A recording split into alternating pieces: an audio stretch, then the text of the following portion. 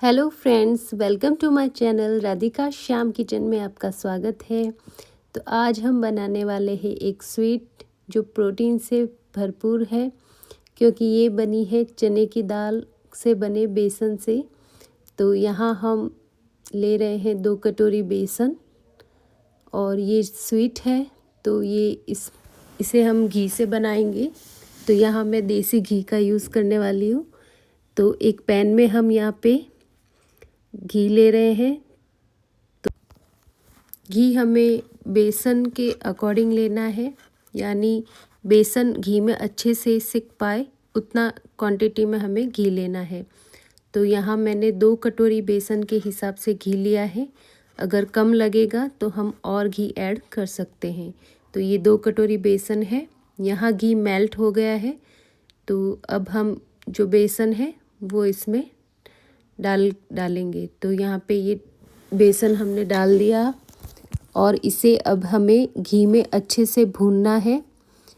और यहाँ पे बस एक ही चीज़ का ध्यान रखना है कि बेसन को घी में बहुत अच्छे से भूनना है, ताकि जो बेसन का कलर है वो पूरा चेंज हो और बेसन कच्चा ना हो। यहाँ पे घी कम लग रहा था तो 2 चम्मच घी और ऐड किया है, ताकि ये बेसन अच्छे से घी में सिक सके।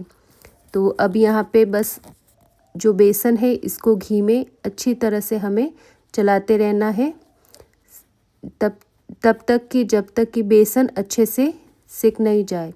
यहाँ अब 1 कटोरी पानी लिया है और ये जैसे बेसन हम सेक रहे हैं तो थोड़ा थोड़ा पानी, यानी 1-1 चम्मच पानी हमें बीच बीच में डालकर बेसन को चलाते रहना है, ताकि जो बेसन में है दाने पड़ सके। और दाने पड़ने से जो बेसन है वो मुंह में चिपकेगा नहीं। तो यहाँ 1-1 चम्मच बीच बीच में पानी डाल के बेसन को अच्छे से सेकना है। तो यहाँ पे ये देखिए दाने पड़ने लग गए हैं बेसन में और ये बेसन का कलर भी चेंज हो गया है। बस अब इसे हम एक बाउल में ट्रांसफ़र कर लेंगे।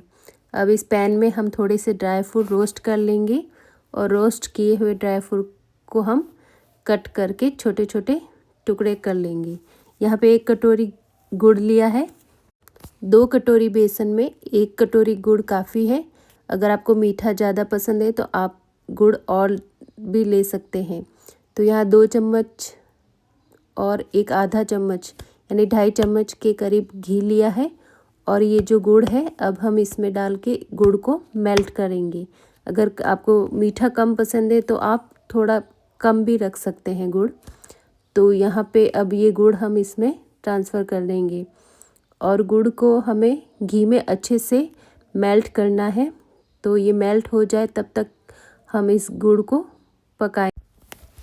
चीनी वाली तो आपने बेसन की बर्फ़ी खाई होगी, लेकिन ये गुड़ वाली आप ट्राई करके देखना, ये बहुत ही टेस्टी बनती है और ये हेल्दी भी है।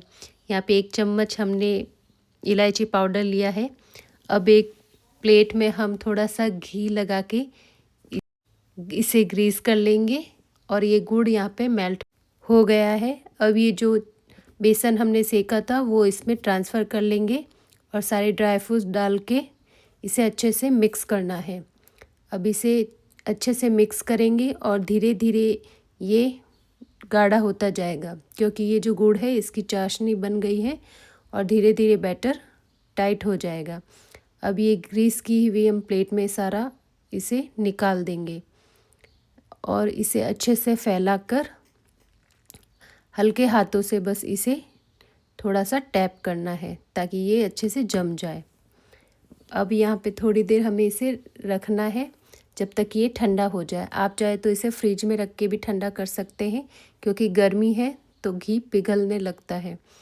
और जब ये ठंडा हो जाए तो आप इसे किसी भी शेप में कट कर सकते हैं। यहाँ पे मैंने स्क्वायर शेप में कट किया है। तो अब आप ये जो बर्फ़ी है इसे आप कोई भी शेप में कट कर सकते हैं। इस पे चाहे तो आप चांदी का वर्क भी लगा सकते हैं या ऊपर ड्राई फ्रूट डाल के भी इसे गार्निश कर सकते हैं।